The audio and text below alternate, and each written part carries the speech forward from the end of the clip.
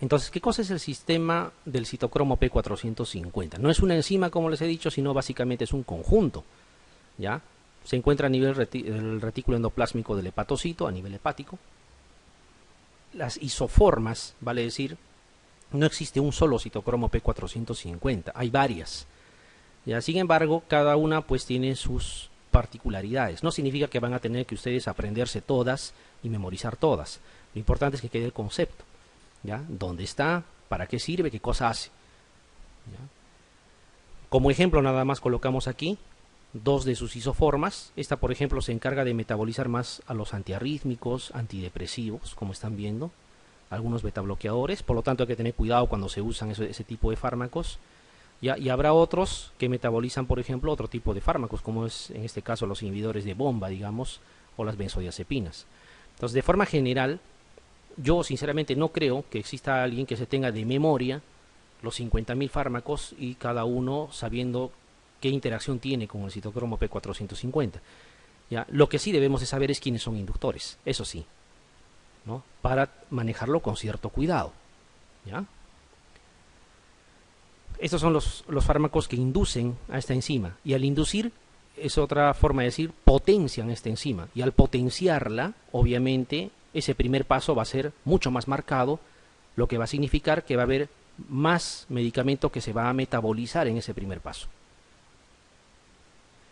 Un ejemplo que nosotros tenemos es cuando tratamos a los pacientes con VIH haciendo el uso de nevirapina, por ejemplo, y si hacen con infección con tuberculosis, al darles el esquema de tratamiento, la rifampicina está incluido, y la rifampicina, al ser un inductor enzimático, le quita potencia a la nevirapina. ¿Ya? ¿Por qué? Le doy rifampicina y la nevirapina ya no se metaboliza una parte nomás en el primer paso, sino más porcentaje. Por lo tanto, le quita potencia. Esa es más o menos la interpretación que se le tiene que dar. Es cuando se usa rifampicina, hay que tener una tablita a la mano, ver si los otros fármacos que estamos usando, ¿no?, tienen interacción con el citocromo para aumentarle la dosis, no para bajarle la dosis. ¿Ya? Para aumentarle la dosis. A veces hacemos a lo revés, ¿no? A veces hacemos a lo revés. Mucho fármaco está usando. Pobre hígado, decimos, como si fuéramos empíricos. Por lo tanto, le voy a bajar la dosis. Ya la rifampicina le está quitando potencia y encima nosotros le bajamos la dosis, ¿no? A veces actuamos en automático. Pero miren, no es solamente rifampicina, como les comentaba, también están los anticonvulsivantes, para colmo los más conocidos, ¿no? Fenitoína, fenobarbital. ¿Ya? Estos también son inductores enzimáticos del citocromo P450. Y miren esto, hábito de fumar y el alcohol también. A este señor le voy a dar menos dosis porque su hígado, debido al alcohol, ya está malogrado. Pobre hígado. ¿Qué estoy haciendo? Le estoy perjudicando desde el punto de vista terapéutico, ¿no? Porque más bien si consume alcohol es inductor enzimático y lo que le voy a dar se va a metabolizar más por el sistema del citocromo P450. ¿Ya? Entonces el hábito tabáquico y el consumo de alcohol también son inductores del citocromo P450. Hay que tenerlo en cuenta. Ya no solamente son los fármacos. Pero miren, los dos anticonvulsivantes, fenitoína, fenobarbital, y también rifampicina está ahí.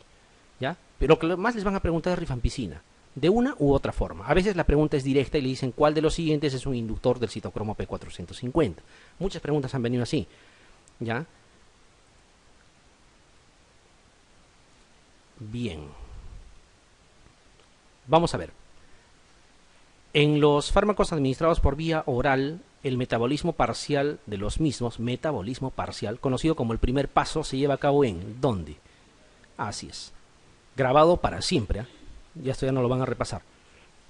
Esa es la idea. ¿Cuál de los siguientes antibióticos es el que se puede, o es el que puede generar un mayor número de interacciones medicamentosas? Esta es una pregunta MIR, por ejemplo. Esta es una pregunta MIR, aunque no lo crean. Así de sencillo. ¿Ya? Entonces, el que no le entiende la pregunta, obviamente dice, pucha, no he leído muy bien de cada uno sus interacciones medicamentosas. No, está haciendo referencia ¿a qué? A un inductor enzimático. Claro, no les van a preguntar de forma directa, pero es una forma de decirlo, ¿no? Al ser inductor enzimático, obviamente va a potenciar el efecto del citocromo P450 y va a generar interacciones medicamentosas que no deseamos, ¿no es cierto? Entonces, la respuesta es rifampicina. Fíjense, una forma de preguntar no muy común. pero hace referencia a lo mismo.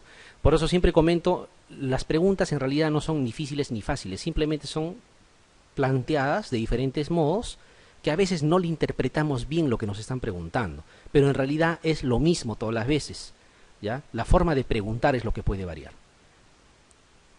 Ahora que van a dar su examen el sábado, van a dar, ¿no? Claro, el sábado van a dar su simulacro de 200 preguntas, se van a ir cansados, todo eso, ya es momento de que empiecen a entrenar. Más o menos tienen que enfocar las cosas de esa forma. Muy bien. ¿Cuál de las siguientes vías de administración evita el metabolismo parcial del fármaco a nivel hepático? ¿Qué dicen? Siempre hay que leer bien, ¿ah? Sería lo mismo que si yo les dijera cuál de las siguientes vías de administración evita parcialmente el metabolismo. Sería otra cosa, ¿no es cierto? La pregunta sería otra cosa y otra sería la respuesta. Pero acá dice evita el metabolismo parcial. Evita, al 100% lo evita. ¿Cuál es? La vía sublingual, así es. Pero si les dijera, fíjense, una sola palabra, evita parcialmente el metabolismo a nivel hepático, eso es la vía rectal, porque esa es la que evita parcialmente, no del total. Pero acá dice evita el metabolismo parcial. Muy bien.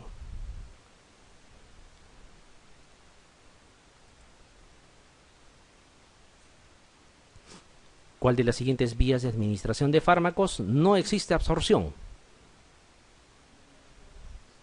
Así es. ¿Ya? En la intravenosa habíamos dicho todo se deposita directamente, es una vía directa, no atraviesa ningún epitelio y es la que más concentración de inmediato se va a obtener y luego va a ir descendiendo obviamente. La vía intravenosa no hay absorción, obvio, porque ya colocamos el fármaco de forma directa donde necesitamos. Muy bien. A ver cómo responden eso de ahí. Dice, inducen el sistema de enzimas del citocromo P450. Fenitoína y fenobarbital sí son inductores, rifampicina también. El que más les van a preguntar, y hemos dicho, rifampicina probablemente. ¿Ya? Sin embargo, habíamos dicho que la ingesta de alcohol y el hábito tabáquico también, ¿no? Inducen el citocromo P450. Aquí, como no está discriminando en la pregunta, no pregunta sobre exclusivamente fármacos, sino en general dice que induce, obviamente la respuesta es todos. Bien. Este tipo de conceptos también es importante. Ya vamos entrando a la parte de farmacodinamia, ¿ya?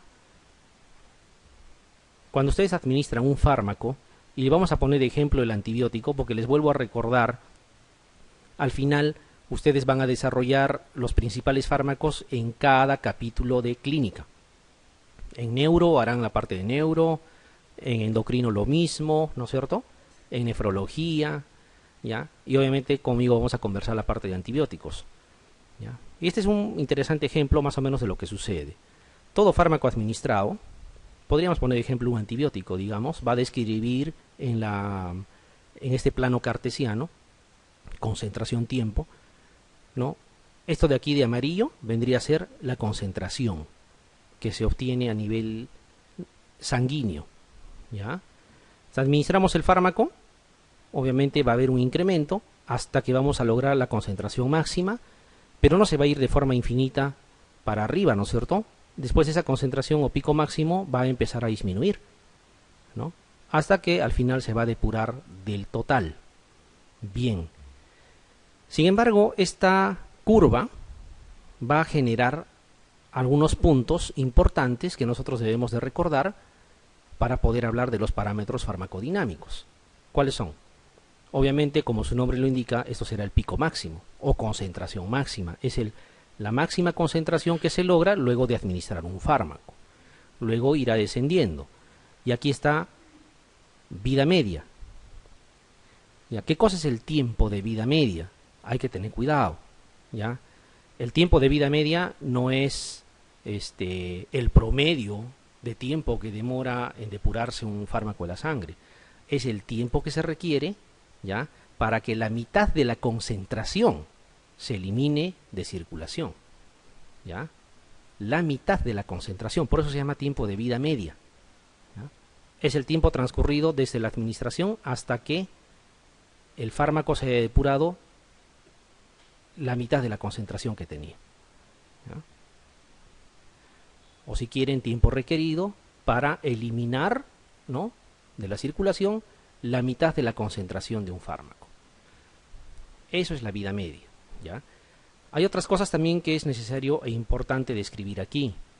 Esta curva, cuando incrementa primero y luego va a descender, lo que describe debajo es un área, ¿no es cierto? Olvídense un poquito que estamos en medicina y recuerden cuando se divertían con matemática. Esto es un área, ¿ya? Y su nombre así se llama, área bajo la curva. De tal manera que cuando ustedes busquen trabajos de investigación que tengan que ver con farmacocinética o farmacodinamia, les van a hablar bastante del área bajo la curva. Sirve para comparar potencias incluso entre fármacos. ¿Ya? Área bajo la curva se llama esto. ¿Ya? No se olviden de esas cosas importantes. En el eje de las ordenadas, concentración. En el eje de las abscisas, tiempo. O sea, es el tiempo transcurrido desde la administración. Inicialmente va a aumentar la concentración hasta que llega al pico o concentración máxima y luego va a ir disminuyendo hasta que se va a depurar del total. Cuando se haya depurado la mitad, decimos que ese tiempo transcurrido es el tiempo de vida media. ¿Ya? Y lo que describe debajo de la curva es el área bajo la curva. Muy bien. ¿Qué cosa era biodisponibilidad? Era un concepto importante. Era la fracción inalterada del fármaco que lleva a la circulación, o sea, después de haber pasado por el primer paso a nivel hepático. Ese porcentaje venía a ser. ¿Y por qué les hago este comentario del área bajo la curva? Porque hay una forma de medir la biodisponibilidad en base al área bajo la curva, y por ahí he encontrado una pregunta. ¿Ya? Entonces, el área bajo la curva que va a describir un fármaco al ser administrado por vía oral, ¿ya?, respecto al área bajo la curva que describe el mismo fármaco cuando se administra por vía endovenosa, esa fracción también le llaman biodisponibilidad. ¿Estamos de acuerdo? ¿Ya? Y es más o menos lógico de darse cuenta. Miren, el área bajo la curva cuando se administra por vía endovenosa, la totalidad de la dosis llega, ¿no es cierto? ¿O no? Cuando es endovenosa. Será el 100% de la dosis. Y por vía oral no. Por vía oral va a llegar a la sangre, ¿no?, pero habiendo pasado por el primer paso. O sea, es un porcentaje nada más el que va a llegar, es una fracción la que va a llegar a la sangre. Y dividir estos dos valores no sería dividir o obtener el mismo porcentaje de biodisponibilidad, es lo mismo, ¿no es cierto? Porque el área que se va a describir, si regresamos, el área bajo la curva que se va a describir cuando se administra por vía oral, ¿ya?, porque todo este gráfico es en sangre, hasta que haya llegado a sangre el fármaco, ya pasó por el primer paso. Por lo tanto, no va a llegar la totalidad. Obviamente, si administramos por vía endovenosa, seguramente la curva va a ser mayor, ¿o no? Entonces, no es otra cosa que estamos hallando qué porcentaje de ese área total viene a ser el área que describe cuando se administra por vía oral. Es más o menos otra forma de interpretar el concepto de biodisponibilidad. ¿Ya? Si de frente les ponía esto, no hubiéramos entendido bien a qué cosa nos referimos con área bajo la curva. ¿Ya? Pero esa es la cosa más o menos por ahí va. Y ahí están las preguntas que comúnmente nos colocan en un examen. Dice, si la biodisponibilidad de un fármaco es del 75%, ¿cuál de las siguientes afirmaciones es cierta? Biodisponibilidad estamos hablando. Sabemos que biodisponibilidad es el porcentaje o fracción del fármaco que llega de forma inalterada a la circulación, ¿no? ¿Qué significará? Que el 25% del fármaco es metabolizado en el hígado, ¿no es cierto? Es más o menos lógico. Siguiente, dice que el 25% del fármaco no es eliminado presistemáticamente, o sea, no tiene nada que ver, no entra con los conceptos, con ninguno. Dice que hemos administrado el 75% de la dosis, tampoco tiene que ver. Que el 75% del fármaco administrado accede a circulación sistémica. Acá ustedes ya tienen D y tienen A, vamos a escoger, y el otro dice que se administra 75% más de la dosis recomendada. Tampoco, ¿no es cierto? ¿Ya están de acuerdo con que A podría ser o no? Y la D también. ¿Qué cosa era biodisponibilidad? ¿De qué cosa nos hablaba? ¿De lo que se quedaba en el hígado o de lo que llegaba a la sangre? De lo que llega a la sangre. De eso nos habla biodisponibilidad. Entonces, está bien Esto que dice que el 25% del fármaco es metabolizado en el hígado está bien. Cuando yo leo disponibilidad de 75%, yo sobreentiendo que hay un 25% que se ha metabolizado en el primer paso. Pero ese no es el concepto de biodisponibilidad. El concepto de biodisponibilidad es el porcentaje que llega a la sangre de forma inalterada. Y acá dice que el 75%, coincide con la biodisponibilidad, del fármaco administrado accede a circulación sistémica. A ver, vamos a ver. Y ahí está la alternativa. ¿Ya? ¿Se entiende la cosa? A pesar de que los dos conceptos más o menos van a lo mismo, pero hay que basarnos qué cosa es el concepto de biodisponibilidad. Este vendría a ser, la A vendría a ser un complemento casi al concepto, ¿no? Pero no nos habla de lo que se quede, biodisponibilidad no nos habla de lo que se quede en el hígado, nos habla de lo que llega a la sangre. Entonces eso siempre es importante tenerlo en cuenta, para no caer. Y como siempre lo digo, como acá trabajamos con preguntas, equivoquémonos acá, para que en el momento que dé el examen no se equivoque. Esa es la idea. Porque lo contrario es, nos vamos bien con las ideas, pero nos equivocamos en el examen, y eso no está bien. La idea es a lo revés, más bien. A ver, ¿cómo respondemos esto de aquí, que es más o menos el mismo concepto? Dice, la cantidad biodisponible de un fármaco es la fracción de dosis que llega a la circulación general. Bueno, más o menos está bien, ¿no? La concentración de fármaco que llega a la biofase, nada que ver. No cumple con el concepto. La siguiente dice la fracción de dosis indispensable para la consecución del efecto farmacológico. Tampoco, ¿no es cierto? El siguiente dice la fracción de dosis que llega inalterada a la circulación general. Ese concepto está mucho mejor que la A. ¿Ya? En ambos dice que van a llegar a la sangre, pero esto de inalterada le da, digamos, el concepto de absoluto, ¿no? Es mucho más completo ese concepto. Y el último dice la fracción de dosis que no se metaboliza. De alguna manera también podría complementar, pero no es el concepto está acá, en la D. ¿Estamos de acuerdo? Ya, muy bien. ¿Y por qué insistimos en biodisponibilidad? Porque es pregunta de examen, siempre es pregunta de examen.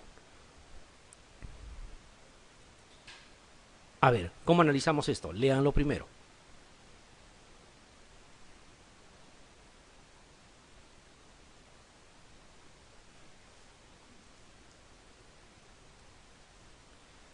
Bien, acá dice, está usted administrando por vía parenteral ranitidina a un paciente en dosis de 50 miligramos cada 8 horas. ¿Qué significa que al día cuánto le dan? 150 miligramos. ¿Estamos de acuerdo o no? Ya, 150 miligramos le están dando al día por vía parenteral. ¿Ah? Yo sobreentiendo que es endovenosa, ¿no es cierto? Sobreentiendo. Nadie administra ranitidina por vía intramuscular, ¿no? Bien. Dice, conociendo que la biodisponibilidad de la ranitidina es del 50%, como ya estamos manejando el concepto de biodisponibilidad, ¿qué significará? Que de todo lo que yo administro, la mitad llega. ¿Estamos de acuerdo o no? ¿Eso sería o no? Claro, porque si la biodisponibilidad es 50%, significa que solo la mitad está llegando, la otra mitad no llega, se metaboliza. Dice, ¿qué pauta le parece más apropiada cuando pueda administrar medicamento por vía oral para conseguir un efecto similar al que tenía la pauta parenteral? La cosa es muy sencilla. Si doy 50 cada 8, estoy dando 150 en 24 horas. ¿Ya? Si yo sé que solo la mitad va a llegar cuando se administra por vía oral, tendré que duplicar la dosis, ¿no es cierto o no? Entonces ya no daré 150, tendré que dar 300 al día. Ya, y aquí hay una sola alternativa. O le doy 300 de una sola, y muchos hacemos eso, ¿no es cierto? O le damos 150 cada 12. Este es un ejemplo de la vida real. ¿Están de acuerdo con que la alternativa es la B? Sencillo, ¿no es cierto? ¿Ya? Muy bien. Fíjense, está usando conceptos claros para aplicarlo. A ver, ¿qué haríamos aquí? Dice, se administran 500 miligramos de un antibiótico. No sabemos qué antibiótico será. Por vía oral, dice. Si 140 se metaboliza en el primer paso, ¿cuál es la biodisponibilidad por vía oral de este fármaco? La cosa está sencilla, ¿no?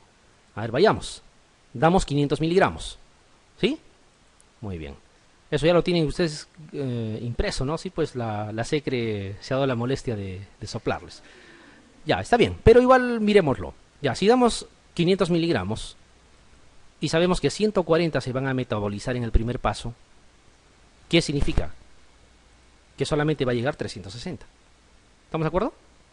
Con estos datos, de estos 360 que van a llegar a la circulación, en forma inalterada, esa sería la fracción biodisponible, ¿no es cierto? Solamente tenemos que ver 360 qué porcentaje es de 500, nada más. 360 entre 500, 72, 0,72 o 72%, ¿no es cierto? Ya saben cómo multiplicar, ¿no? Por 2 a cada uno, ¿no? 0, 0 por 2,72 entre 100, facilito. Muy bien. La alternativa D. Ya, esta sí no está resuelta. Vamos a ver. Dice el área bajo la curva. Ya hemos comentado de a qué se refiere el área bajo la curva. De un fármaco administrado por vía oral. Es de 42. Por vía oral, ¿eh? Mientras que si es administrada por vía intravenosa es de 50. ¿Se acuerdan que había una relación entre ambos? Ya. ¿Qué cantidad de fármaco inalterado llegará a la circulación si administramos por vía oral 250 miligramos del mismo? No tratemos de resolver todo de frente. Aquí lo que necesitamos saber es su biodisponibilidad por vía oral. Vamos a ver, ¿y cómo se obtenía eso? Dividiendo los dos áreas bajo la curva, ¿no es cierto? O sea, sería 42 entre... Así es, área bajo la curva oral entre área bajo la curva endovenosa. Era el otro concepto que había de biodisponibilidad. O sea, 42 entre 50. ¿Eso cuánto es? 84%. ¿No es cierto? Igualito aquí, por 2 y por 2. Arriba queda 84 y abajo 100, ¿no? 84%. O sea, su biodisponibilidad es 84%. Si yo sé que administro 250, yo quiero saber qué cantidad de fármaco llega inalterado a la circulación. Habrá que sacar el 84% pues al 250, ¿no es cierto? Esto es lo que tenemos que hacer. ¿Cuánto sale? Ya, ahí está la sopladita. 84% de 250. 210, así es. ¿Se entiende la cosa? ¿Se entiende? Muy bien.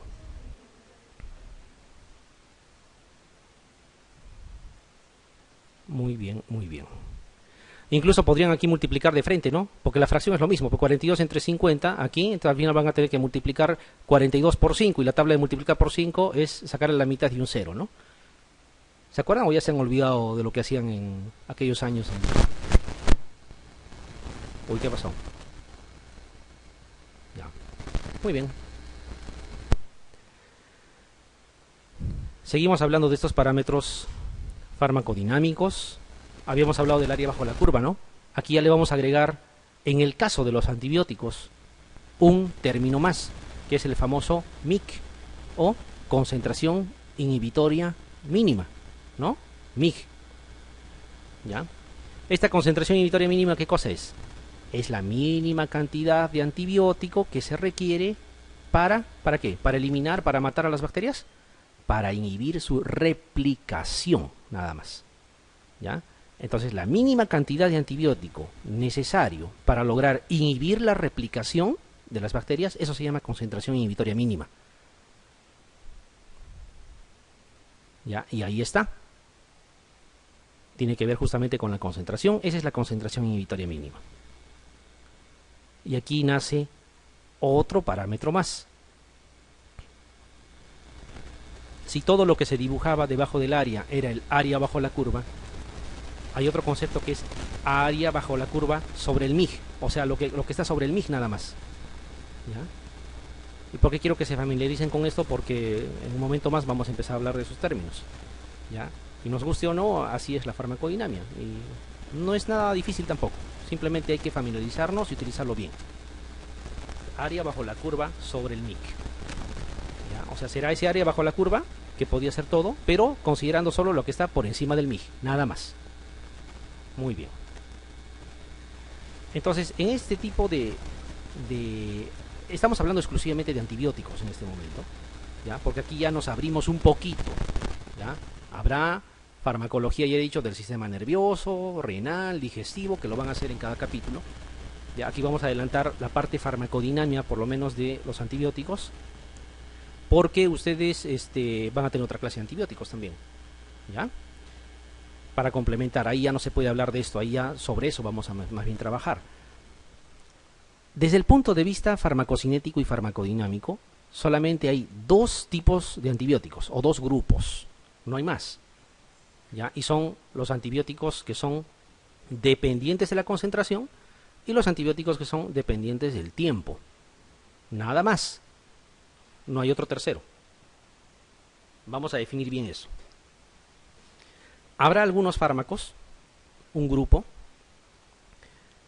que van a depender para que tengan, digamos, un efecto terapéutico bueno, o sea, para que tengan éxito desde el punto de vista terapéutico, van a necesitar que su concentración, que es lo que está de amarillo, ¿no es cierto? Habíamos dicho que la concentración el mayor tiempo posible esté por encima del MIC. ¿Ya? El mayor tiempo posible debe mantenerse por encima del MIC. O sea, si es posible administrar, y ojalá esto se quedara así. ¿Ya? Esos son los antibióticos tiempo dependientes. Fundamental ese concepto. ¿Eh? Si ustedes van a dominar este concepto, 100% les aseguro, van a estar mejor ubicados en antibióticos que muchos colegas especialistas. Y no es nada difícil. Simplemente que a veces nos negamos a, ¿no? Queremos aferrarnos a la tradición. ¿Ya? Entonces, ¿qué cosa era tiempo dependientes? Eran antibióticos que para lograr una, digamos, una acción eficaz requieren estar el mayor tiempo posible, ¿no? Por encima del MIC. Se habla incluso que tienen que estar 4 veces el MIC. ¿Ya? 4 veces el MIC es lo que se habla para ese tipo de antibióticos. O sea, no es suficiente con que esté por encima del MIC, sino debe de estar 4 veces por encima del MIC. La concentración. Para lograr éxito. Ese es el tipo de antibiótico tiempo dependiente y se abrevia así. T mayor que MIC y no se lee, o sea, se abrevia así pero no se lee así. Esto se lee tiempo sobre el MIC. ¿Ya? Tiempo sobre el MIC. Ahora yo les pregunto algo por simple lógica. Sigan a ver el cursor que estoy mostrando. Si yo administro un fármaco, independientemente de la forma que lo administre, ¿yo podré lograr que esta concentración se mantenga así de forma indefinida? No. ¿No es cierto? Pero a la vez eso es lo que necesito para que este fármaco actúe bien. ¿Qué se supone que debo de hacer? Administrar otra dosis más, y otra más, y otra más. O sea, dosis múltiples durante el día. Con la finalidad de que la concentración se mantenga más o menos en ese nivel de 4 veces por encima del MIG. Por eso es que los antibióticos tiempo dependientes se administran en multidosis durante el día. Ejemplo, los betalactámicos. Entonces, no está bien que digamos una amoxicilina, si yo le doy 2 gramos de una sola, es mejor a que le dé 500 cada 8. Falso. Falso. ¿Ya? Porque son antibióticos tiempo dependientes. Dependen de las veces que yo administre la dosis, no de la concentración que le dé. Es diferente a los antibióticos del otro grupo, que son los concentración dependientes. Allá nos vamos a ir familiarizando. Lo primero es que quede más o menos grabado esto. Si lo voy a tener que repetir, no importa, lo voy a repetir, pero tienen que quedar con el concepto bien claro. Ahora, miren, yo sé que más de una vez les han visitado y les han mostrado el Amolexvid, el amoxiclavulánico de 2 dosis al día, ¿no? Amoxidal dúo. Eso no tiene ningún sustento, ¿eh? Por si acaso. Ningún sustento. Y es más, les he traído una fracción de un trabajo de investigación para que más o menos la cosa quede clara. Porque lo que yo digo puedo estar inventándome. Eso es algo importante que ustedes tienen que saber. De repente yo me estoy inventando y les estoy haciendo creer todo. Ustedes tienen que verificar si lo que les digo es cierto, ¿no? Ahí está la tarea digamos, de todos ustedes. Ya, pero sí lo vamos a tocar. Sí lo vamos a tocar. Ojo, no estoy en contra de la industria farmacéutica. Eso es problema de ellos. Pero que no nos pesquen tampoco y nos tomen de tontos.